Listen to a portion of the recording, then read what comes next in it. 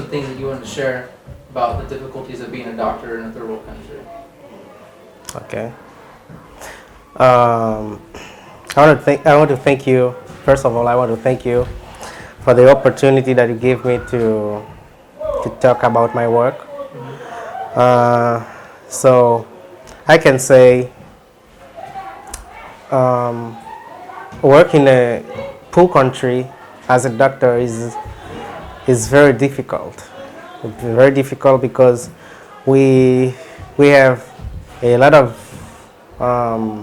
we find a lot of difficulties, a lot of problems. Yeah. So I can say that the poverty and poor health worldwide are inextricably linked, and the cause of poor health for millions globally are rooted in political, social, and economic injustices.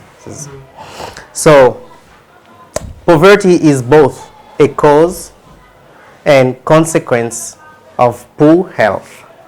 So, poverty increases the chains of poor health.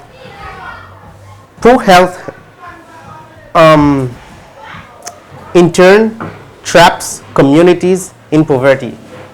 So, infectious and neglect tropical disease kill and weaken millions of poorest and most vulnerable Yeah. people each year. So that's the challenge that we have and to deal with when we are working in a poor country. So we find a lot of difficulties like social, economic, and political problems that we have to deal with every day. Okay. Haiti is known for having one of the most unique cultures in the Western Hemisphere. Voodooism and Catholicism and traditional and Western medicine. How does the culture in Haiti, how does that affect your work? That is another problem that all the doctors find here in Haiti. Sometimes, most of the time, people trust more in voodoo than the doctors. If they have something, they have to look for a voodoo priest to find a way to resolve their problem before they go to the hospital. And then when we receive the patients, they are always in the latest Stages of stage of the disease. That's so it's very difficult for us to try to treat the patient because most of the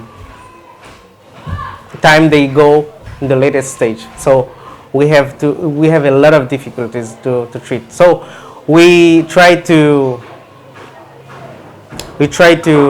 talk to them to in order they can know the importance of the doctor more than a voodoo priest. yeah. That's another big problem that we find in our work here. Okay.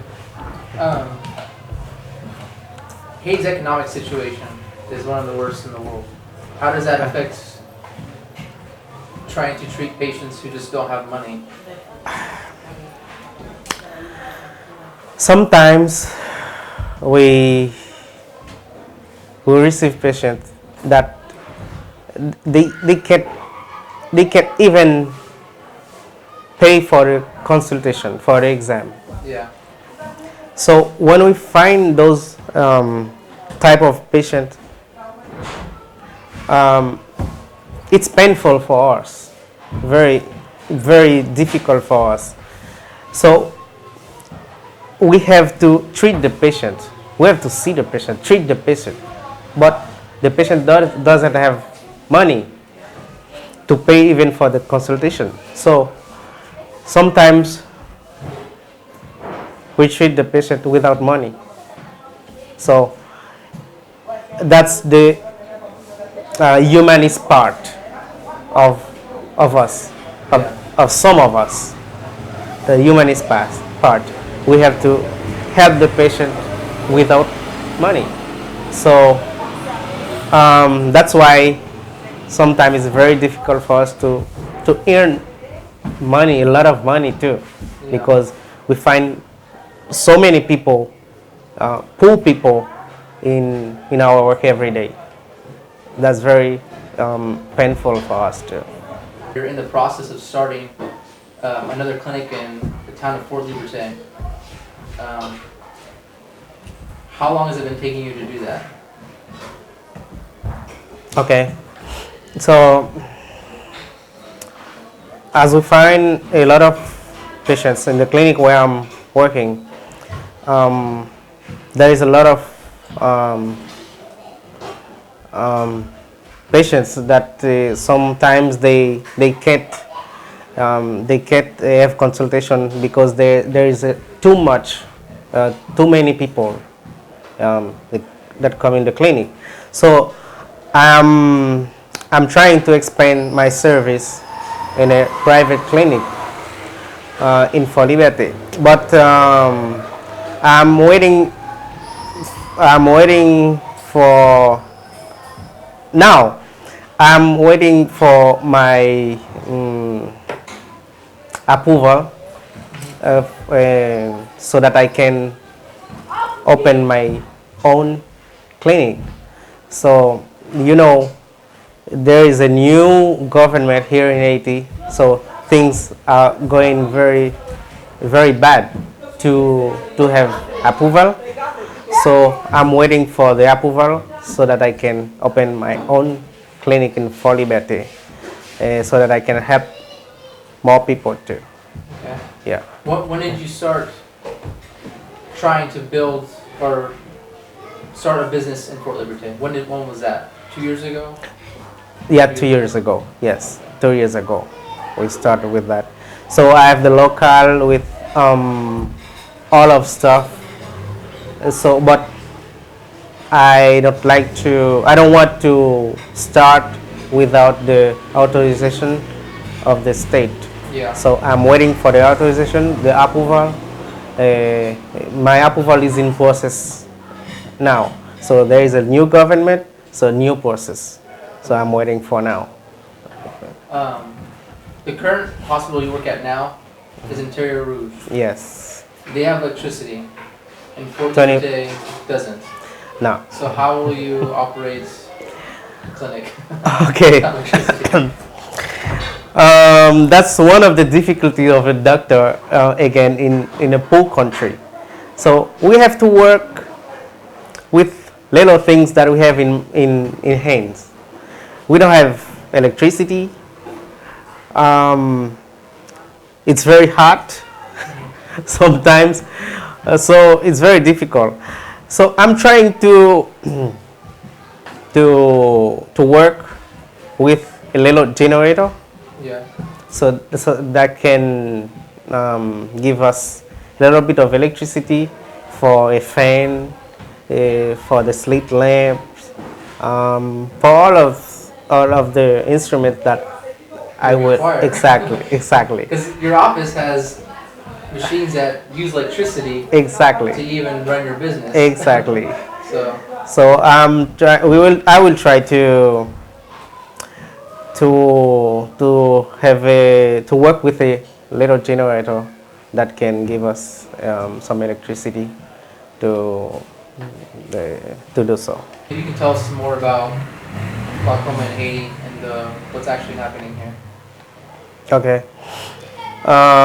Every day in my work in Interior Rouge, we find a lot of cases every day interior, we find a lot of cases of glaucoma. So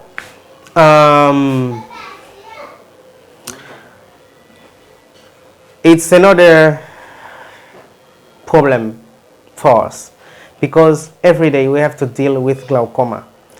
So 70 or 40 or 45% we receive patients with glaucoma every day.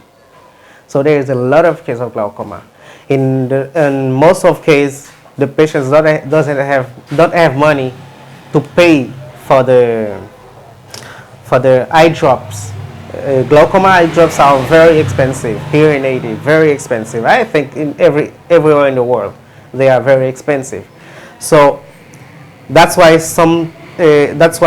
people get blind because they don't have money even for it. They can't afford an eye drop to use. So that's a very big problem for us when we work together. We find those patients. So glaucoma is one of the common cases of blindness here in Haiti. So that's why we want to make a commitment. Excuse me. We want to make a commitment in a vast campaign of raising awareness and information on the age-related eye pathologies and more particularly the glaucoma. Glaucoma is very important when we find those patients. That's very important for us to try to find a way to help patients. So we choose to concentrate our efforts more particularly on this pathology because of its asymptomatic, painless, and evolutionary character. So badly known by the general public because they don't have any information about glaucoma. That's why a lot of them get blind because they don't know anything about that. So badly known by the general public, this insidious disease is nevertheless a first cause of blindness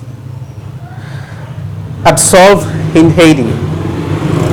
So to allow the largest number to benefit from information and from the screening, we would like to set up an itinerary tower in all the northeastern part of Haiti where we work for Liberté, and via a mobile unit called the mobile clinic. So in reality, the program will propose in the general public a screening for free, a fast glaucoma and painless exam. So the screening is made in the ophthalmological unit that we would propose. 4 painless examinations are realized.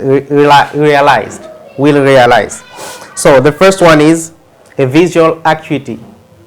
The visual acuity is to measure how far the patient can see or the eye of the patient can see.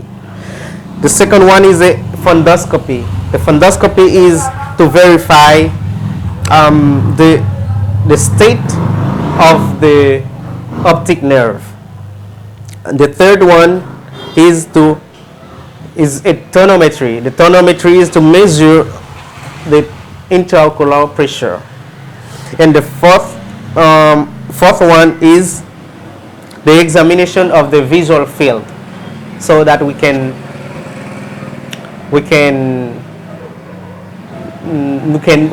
have an idea of the state of the glaucoma if the patient has glaucoma. So in case of suspicious of glaucoma, or suspicion, pardon. In case of suspicion of glaucoma, the patient is directed to an ophthalmologist or in our office, our clinic, our service for a complete examination and a possible therapeutic coverage. That's our main goal. We want to offer to the northeastern part population a campaign Yes. yeah, of mobile clinic, so that we can do the screening, more screening, so that we can find more cases of glaucoma, and then we can help them to recover vision through love and dedication. That's our goal. Okay. Yes. Very good. Now I know more about your work. Yeah. The most amount I can know. Thank you, Brandon, for asking. Yeah. Well, thank you. Yes. All right. And let all the world know how we are doing here, what we are doing here. Yeah. Yes. All right. Thank you.